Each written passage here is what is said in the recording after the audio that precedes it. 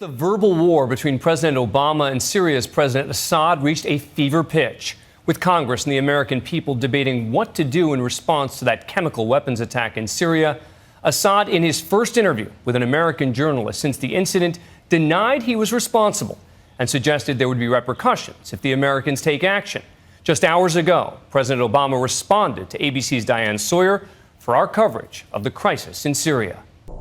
In Washington, a president in the political fight of his life. We will be stronger if we take action together as one nation.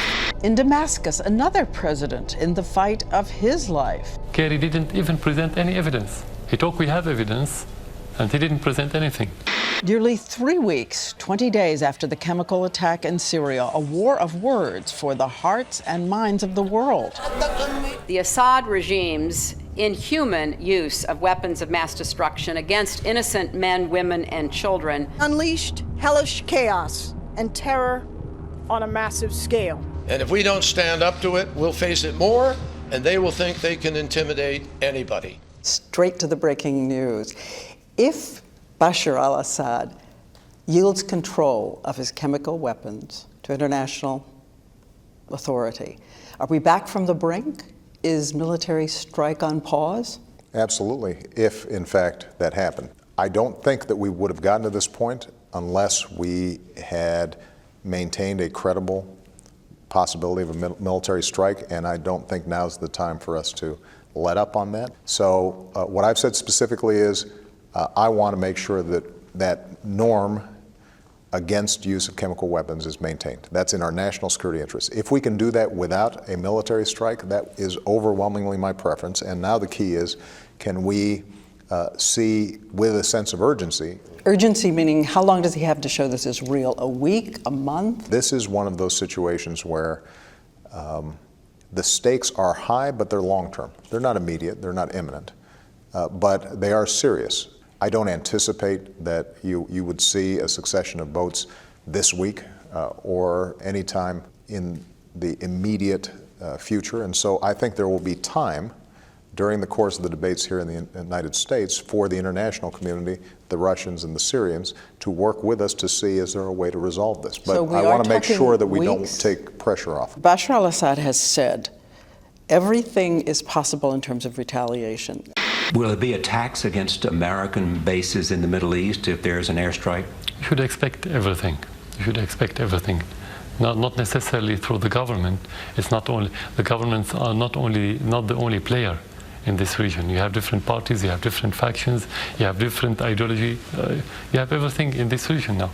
Do you feel at this moment, looking at everything that's possible, that the American people should brace for retaliation? No.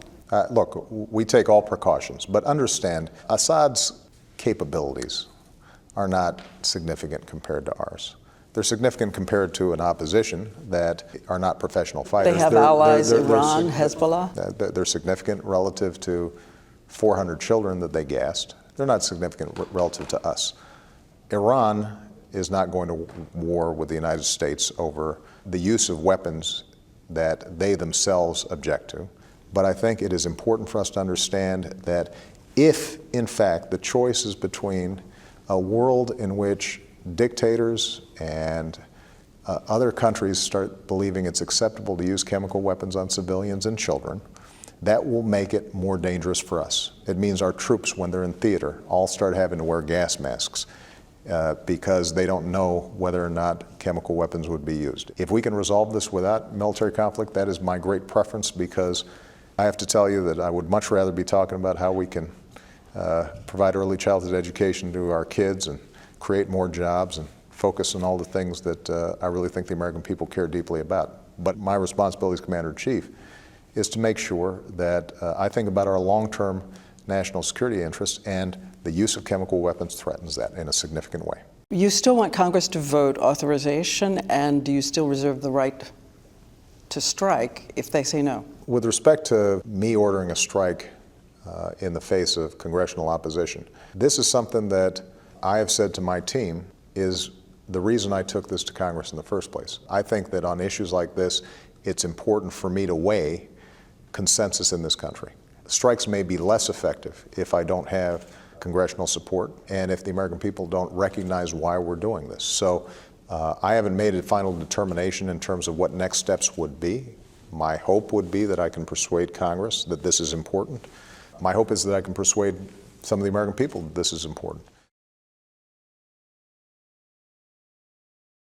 But it's a tough sell. In a new ABC News poll, 64% of the American people oppose airstrikes, up 5% from just a week ago. Be sure to watch President Obama address the nation tomorrow night at 9 p.m. Eastern, right here on ABC.